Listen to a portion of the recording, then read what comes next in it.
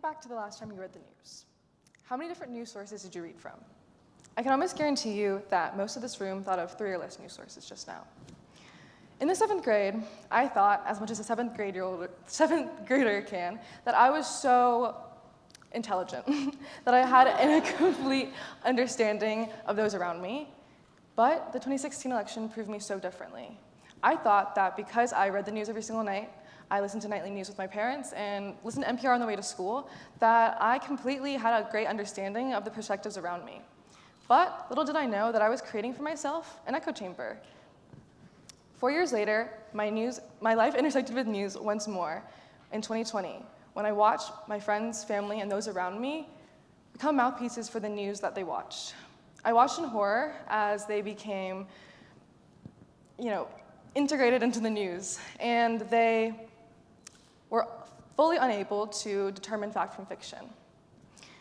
News media literacy in America is at an all-time low, and I believe that it should be increased at every single educational level, but most importantly, among us as young adults, as we are the future, and of course, the next group of young voters. According to the Pew Center of Research, in 2016, 27% of adults aged 18 through 29 followed the news closely. A couple years later, in 2022, this decreased to only 19%, so an obviously clear decrease. So, how do we avoid creating this echo chamber? Well, we should first think about how we ourselves perceive the news. Oftentimes, we find it really, really hard for us to read opinions that we don't agree with, because why would we waste our time and our free time reading opinions that don't matter to us or that we think are completely false? Well, there is obviously so much value in increasing the different types of news sources that you read. Not only do you understand different perspectives, but you're also able to understand news to a different level. Additionally, we must think about the impact that we have on those around us. According to the American Press Institute, Gen Z consumes news on about 4 different social media platforms weekly. This means that the things that we are reproducing on our Instagrams and Twitters and whatever other social media that you use is really truly impacting those around us. And of course, I'm not here to lecture you on how you should form your opinion, but I have a couple tips on how to read more deeply into the news. The first is to read beyond the headline. This is a very common critique, but I'm imploring you to please read beyond the headline. In this media-consumed age, news publications are kind of having to toe the line between how to make headlines that draw clicks, but also tell the truth. And sometimes this line is towed in a slightly problematic way.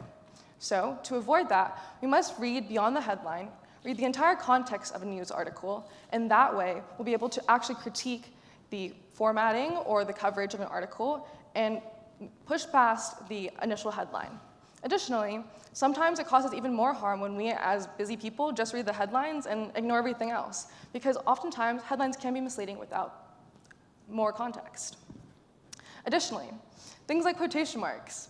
Quotation marks, for us, are hard to read in news, or at least for me, because I use them very ironically.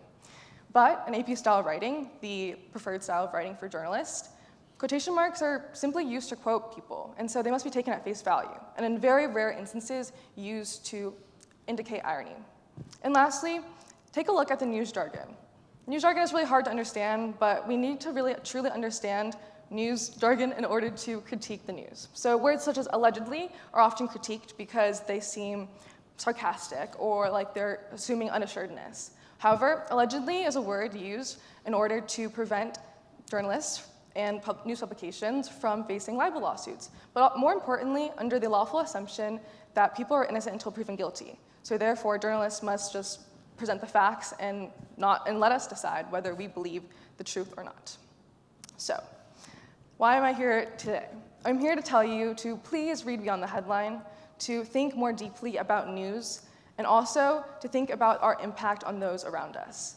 We are truly mouthpieces for the news media sources that we read, and those around us are paying attention. So, the next time you repost, think beyond the headline.